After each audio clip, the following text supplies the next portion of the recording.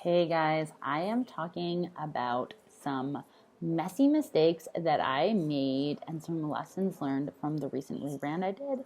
So I'm going to quickly just show you the new logos that I made with the help of a very talented designer so that you have some context as to what I'm talking about in case you didn't see some of my more recent posts showing them. So first up, I have the full logo here, my name. I wanted to keep a few elements that I had in my very first logo, which I'm actually not going to show you today, and I'll explain why in a minute. But I wanted to keep the circle, which represents a few things to me. I wanted to have my name because I freelance under my name, and I wanted to be more specific about what I did. When I made a logo about a year and a half ago for myself, I got a little bit of feedback that really stuck with me, and that was that they didn't know what it was for. So I wanted to make sure I had what I do. Here's a couple different versions of it really quickly. Okay, and then this is the small scaled down version for when I have it all alone. So here are some of the less than favorable things that I learned throughout this process. Overall, creating this new logo took about 3 months. My designer was working full-time while she was helping me with this rebrand. So lesson number one, not everyone is going to like your new logos when you show them. I got this feedback from multiple people. Keep in mind the people that are giving you this feedback, they don't know what your goals were. They don't know what you were trying to accomplish with that. So while you're working on a rebrand, keep the goals, know what your goals are and keep them in mind. My designer, Sky, she was wonderful. She had a great onboarding process in which she had me talk about what my goals were through this rebrand, and she attempted those in her early edits. This leads me to lesson learned number 2. Giving critical feedback, it's not easy, but it is so vital to moving projects forward. Chances are that the first draft isn't going to be a complete bullseye for what you want.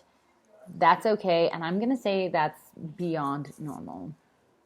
As emotionally intelligent as you might be as a human, you can't really worry about hurting someone else's feelings. And I know that when you're working with creatives, sometimes that is a concern. But this is where constructive criticism really is king. When you're working with anyone, a writer, a graphic designer, an editor, they actually need direction as to why you are making the decisions that you're making and why your decisions align with the goals that you had predetermined before you had started working. So within creative, make sure that you give illustrated examples of what needs to be fixed and why. Make sure there is zero room for ambiguity here. You don't want someone to spend hours kind of working on an assumption that they had made. So give lots of illustrated examples. Sometimes this looks like showing photos. Sometimes this means getting on a call and making sure they absolutely understand, showing video, telling them exactly what you need. Finally, this is why I didn't actually show my old logo this time around. Showing the old logo, if you're going to do it, make sure you're doing it correctly. I would actually go above and beyond to say that once you have your rebrand done, just launch it and never show the old logo again. This is because there was actually a lot of confusion around me showing my old logo.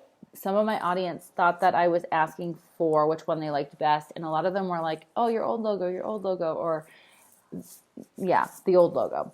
If you want to show the old logo to illustrate the progression, make sure that you're being very clear that that's the old logo and it's dying after today. You'll notice that big brands that do rebrands every couple years, like think Burger King, Starbucks, Chapters, they don't actually show the old logo ever again after they launch a new one. Only agencies, art students, and people who are accessing the logo do actually do that and compare them. So actually make sure, I would say don't show the old logo ever again, because it actually just opens up room for people thinking that you actually are asking for their opinion when actually you're at the point that you're relaunching. So I would say don't do this. All right, so that is kind of the lessons that I've learned from rebranding kind of my own personal brand. Hopefully you found something of value in that, and good luck on your rebrand, my friends.